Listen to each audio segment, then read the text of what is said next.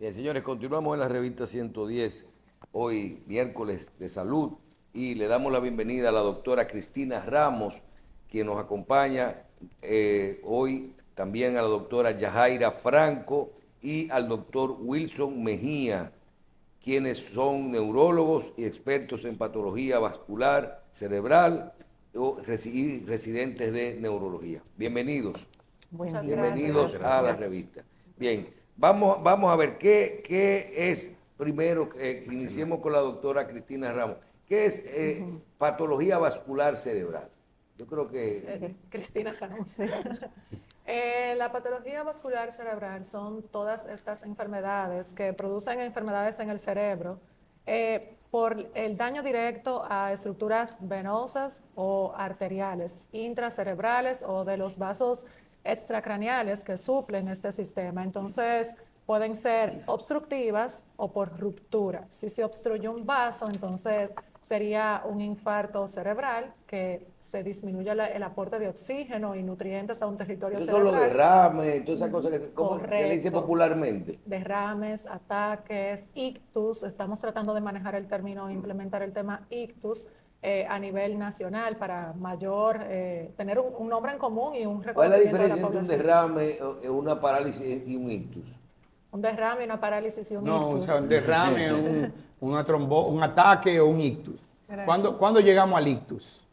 Cuando se produce una obstrucción del vaso o cuando hay una ruptura del vaso. Puede ser isquémico o hemorrágico. Okay.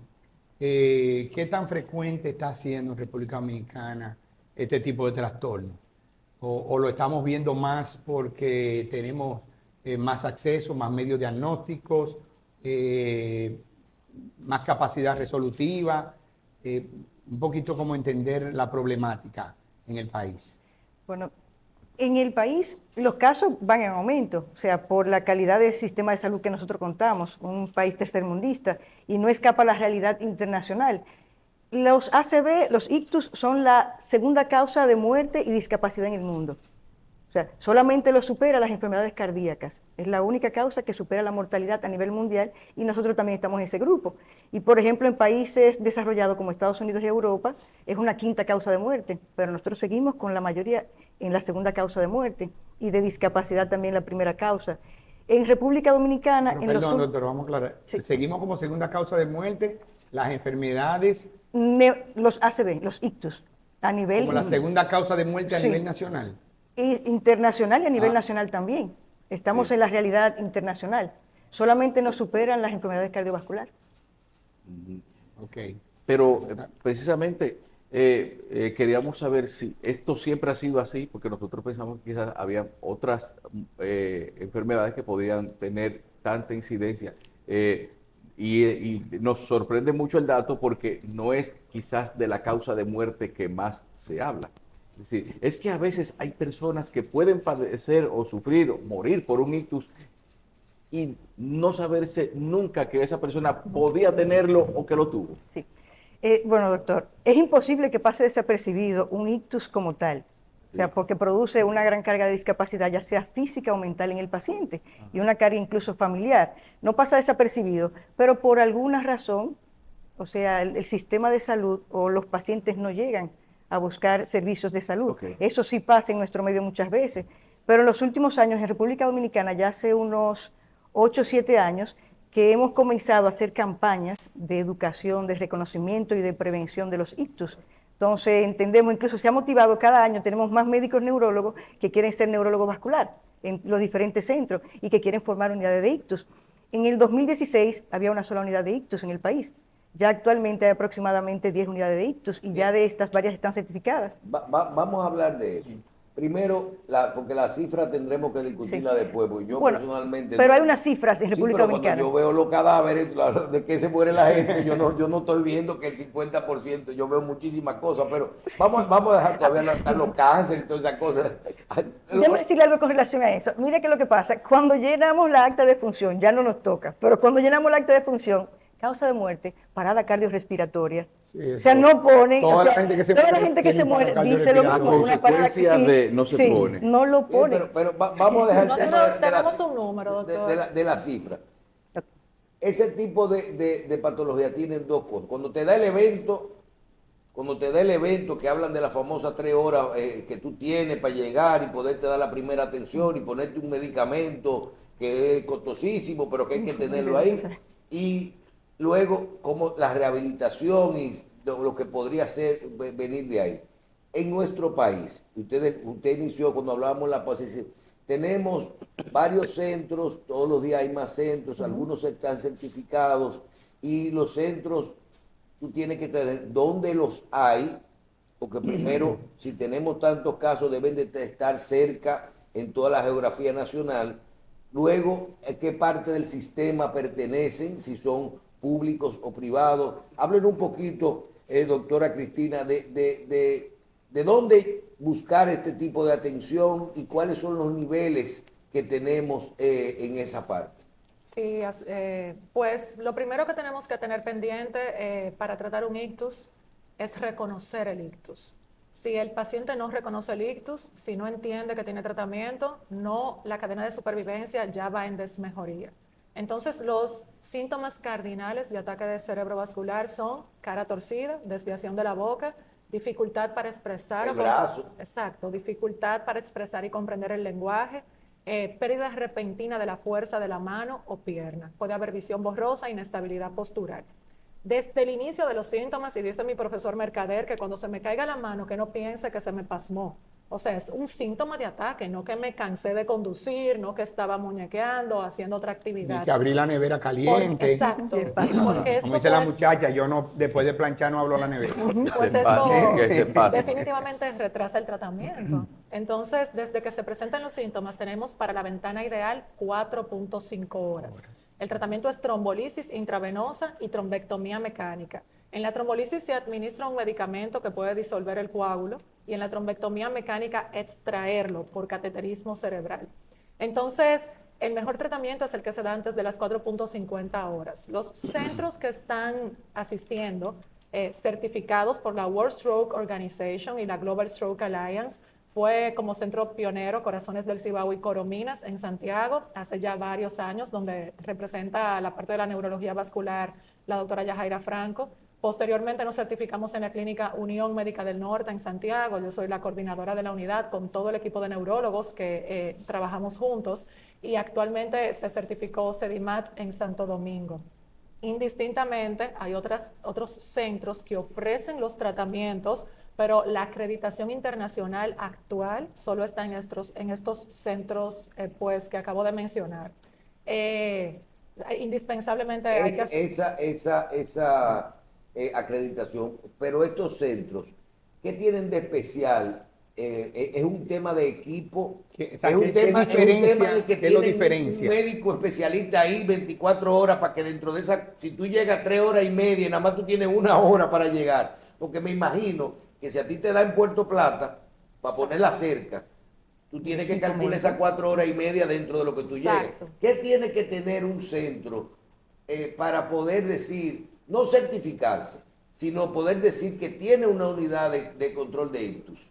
Se habilita desde el camillero que está esperando y se prepara el camillero que está esperando al paciente, una formación de meses de todo el personal que está en admisión, todo el personal de enfermería, camilleros, enfermeros, paramédicos. Se hace una capacitación institucional en donde debe participar todo el equipo de la institución médica. Nosotros en el centro tenemos camilleros que desmontan al paciente de la ambulancia y dicen código ictus, porque saben que tiene uno de los síntomas cardinales. ¿Cuántos centros hay aquí privados, no con la certificación, a nivel nacional? Podemos decir que hay 10 centros.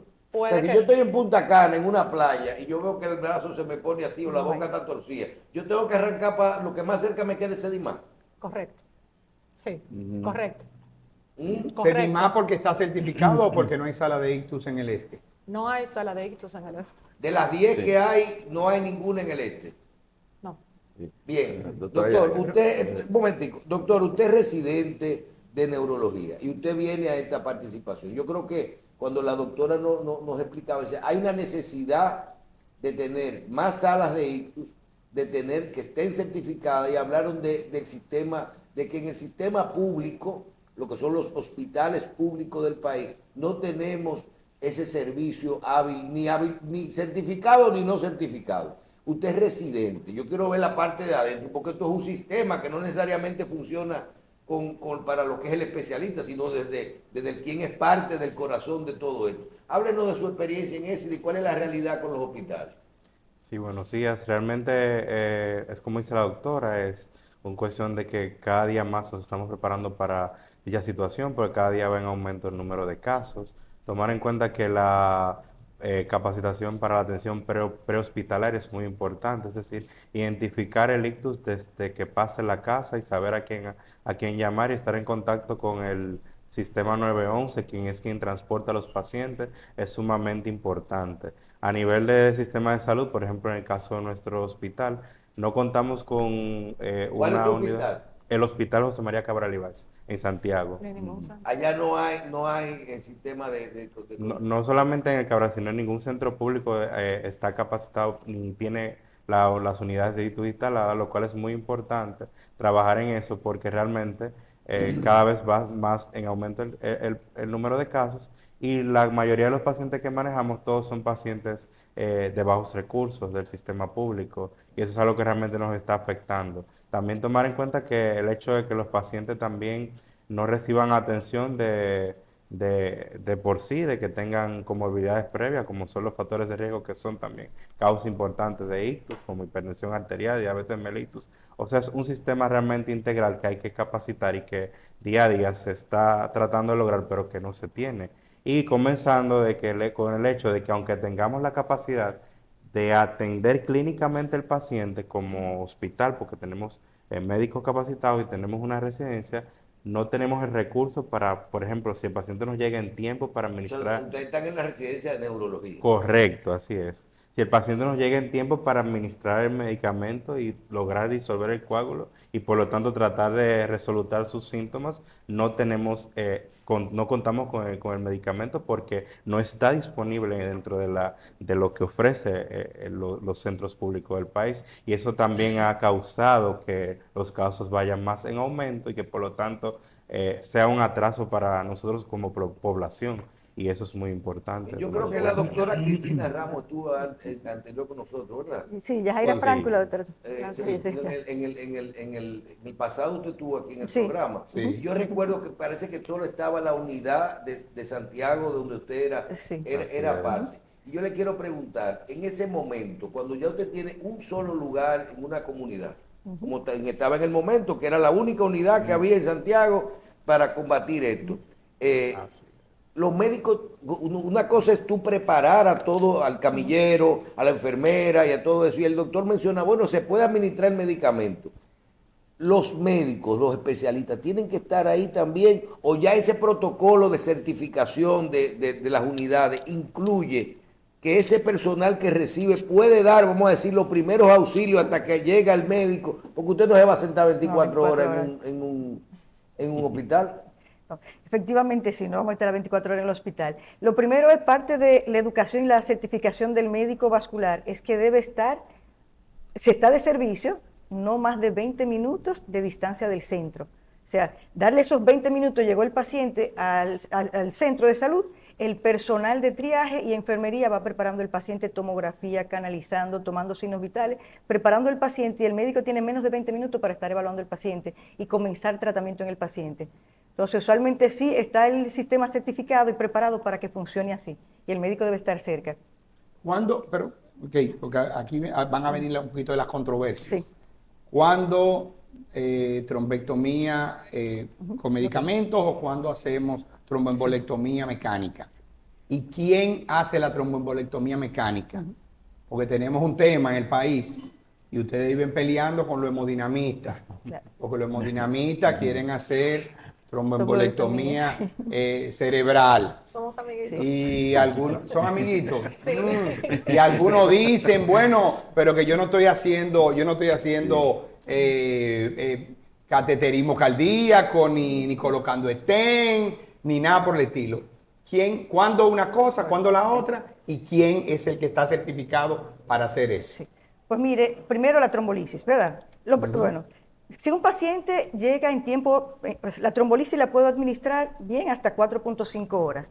La meta, aunque hablamos de 4.5 horas, no es que yo me voy a demorar. Sí, sí. O sea, el cerebro, por cada minuto que tarde ese vasito tapado, mueren aproximadamente 2 millones de neuronas. Entonces, mientras más rápido destapamos y reperfundimos el vaso, el paciente tiene más chance de recuperación y menos riesgo de muerte y discapacidad. Entonces, debemos hacerlo en el tiempo récord mínimo posible. Hasta 4.5 el medicamento intravenoso capaz de lisar y romper ese coágulo y que vuelva a reperfundir. Entonces, en segundo plano, tenemos la trombectomía. Cuando el paciente recibe solamente el trombolítico, tiene un chance de recuperación de hasta un 30%. Pero cuando el paciente recibe el trombolítico más se lleva a trombectomía mecánica, tiene hasta un 70% de probabilidad de recuperación. Sin importar que la trombolisis Haya sido- haya sido temprana. Vamos a Sí. suponer en menos de una hora. Sí. ¿Qué pasa? Necesita Sí. Sí, debe hacerse concomitantemente. Ahora tenemos medios para decidir quién va a trombectomía o no. O sea, lo primero es que cuando el paciente llega, sabemos que tiene un ictus por la sintomatología, y podemos saber también por la evaluación si es un vaso grande o un vaso pequeño, pero no tenemos la certeza. Para los vasos pequeños, el tratamiento es el trombolítico. Para los vasos grandes, la trombectomía mecánica. Entonces, los pacientes deben llevarse a ambos tratamientos. Otra cosa es que si ya el paciente pasó las 4.5 horas, pero tiene menos de 24 horas, se beneficia hasta las 24 horas, se puede llevar a hemodinamia. Otro método también medio que tenemos disponible es la angiotomografía de cerebro. Llega el paciente, lo trombolizamos, lo entramos a angiotomografía y valoramos si tiene un vaso grande ocluido, porque la trombectomía es para vaso grande, para extraer el trombo.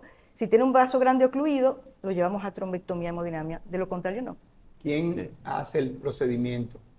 Neurocirugía endovascular. En nuestro medio lo hace neurocirugía endovascular, pero en otras partes del mundo también lo hace el neuroradiólogo intervencional. Sí. Y ya hace varios años que tenemos que los neurólogos vasculares hacen una SUT en endovascular y también lo hacen. O sea, Ok. tenemos 3 personas que O pueden sea, que usted hacerlo. no quiere los cardiovasculares metidos No ahí están, arriba, ni mire, nada de los eso. stents son diferentes, hay muchas cosas No, diferentes. doctor, yo Los estoy vasitos hablando que porque usted no dice, están. no, es que tenemos ahora No están. un vacío, porque con lo que ustedes nos han expresado aquí, la gente se queda con la sensación, solo debo atenderme en un centro certificado, o no. O es que el hecho de que no tenga la certificación aún, ese papelito con ese levantamiento, significa que ahí no está la capacidad, o qué, y sea, vamos a dejar que el sabor sea el Sí. correcto No. para la gente. Mire, se ha Sobre creado- todo donde Sí. ustedes dicen que nada más hay 10 centros en el No, país. pero se ha creado lo que se llama una ruta terapéutica. Aquí nosotros tenemos un equipo.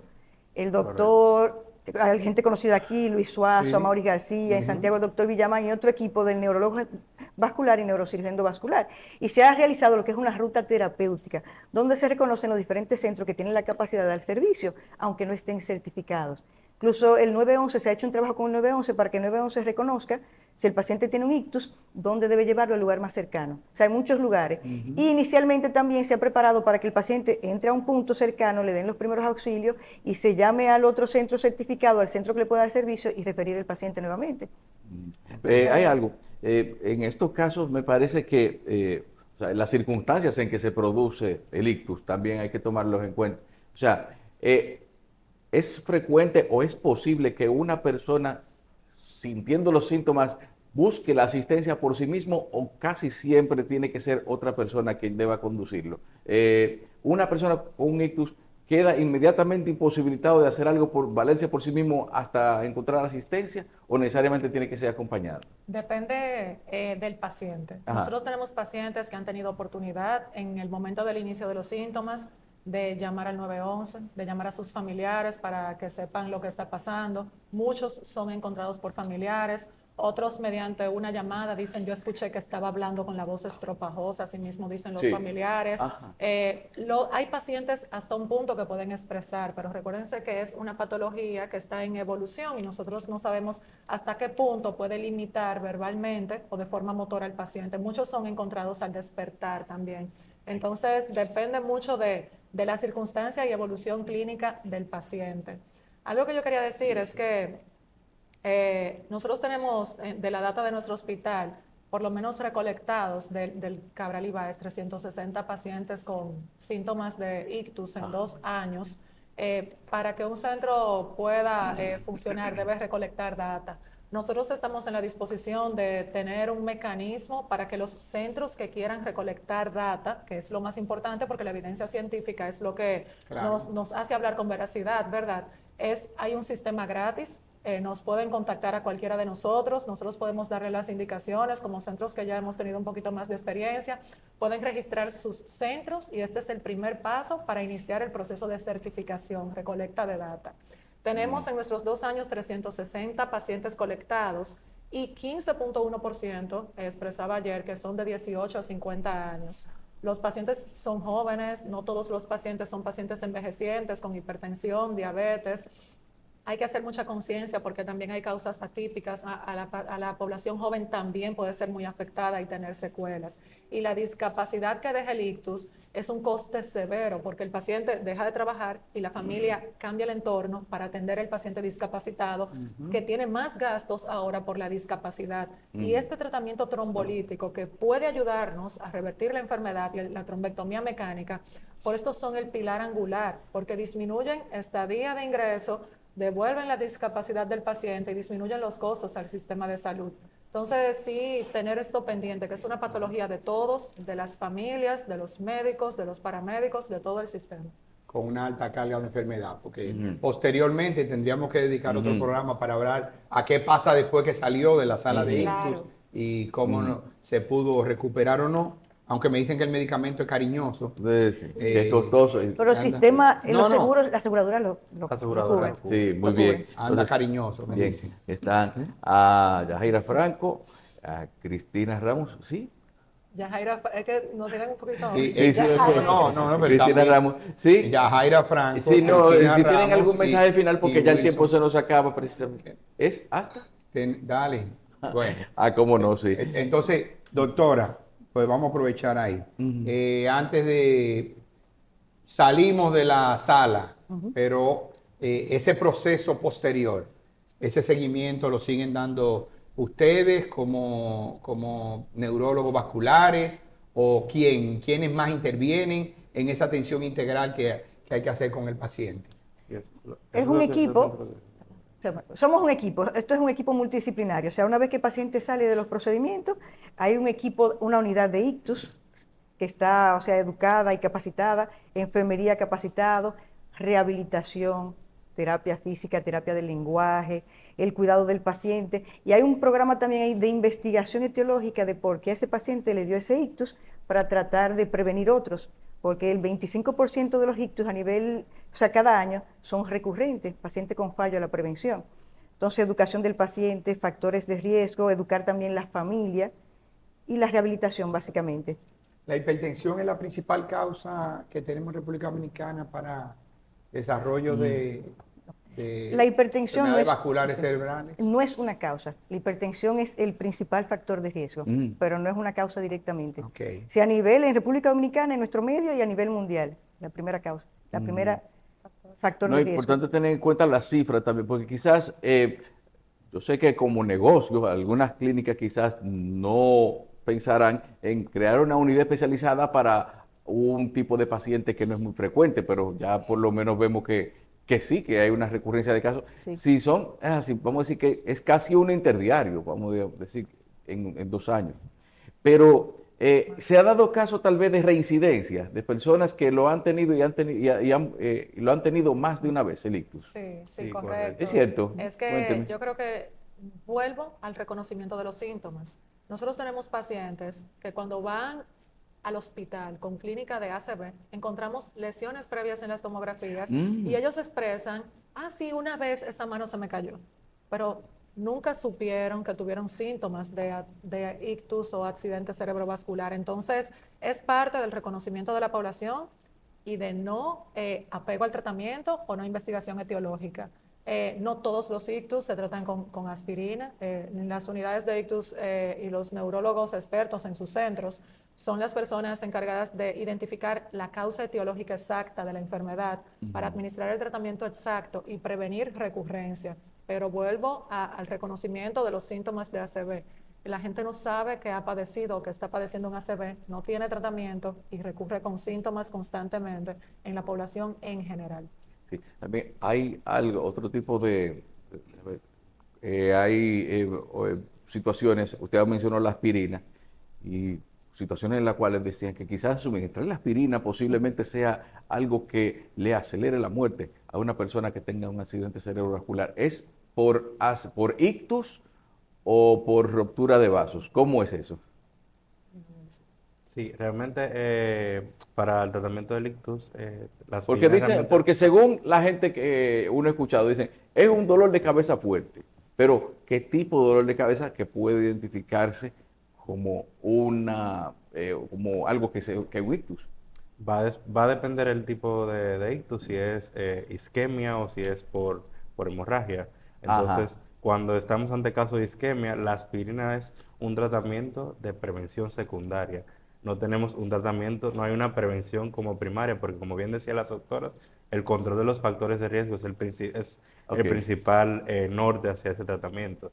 Ya si tenemos ante un caso de una hemorragia pues cerebral, pues entonces ya ahí no se administran este tipo de tratamientos, sino más bien que son tratamientos dirigidos, por ejemplo, dependiendo a correctivo de la causa, si fue porque se rompió un aneurisma o porque la misma hipertensión arterial, las cifras tensionales elevadas condicionan a hemorragias cerebrales, y eso también es el tratamiento dirigido en el momento, y es el norte que tenemos como tratamiento. O sea que va a depender el tipo de paciente para hablar de estas cosas, pero definitivamente el uso adecuado de los tratamientos preventivos también ayudan a disminuir los casos de ictus. Bien, señores. Bueno, pues agradecemos bastante la presencia por acá en el estudio de la doctora Yajaira Franco, la doctora Cristina Ramos y el doctor Wilson Mejía, al hablarnos de accidente cerebrovascular, situación actual y lo que debe tener pendiente en caso de que usted o alguien conocido tenga alguno de estos síntomas.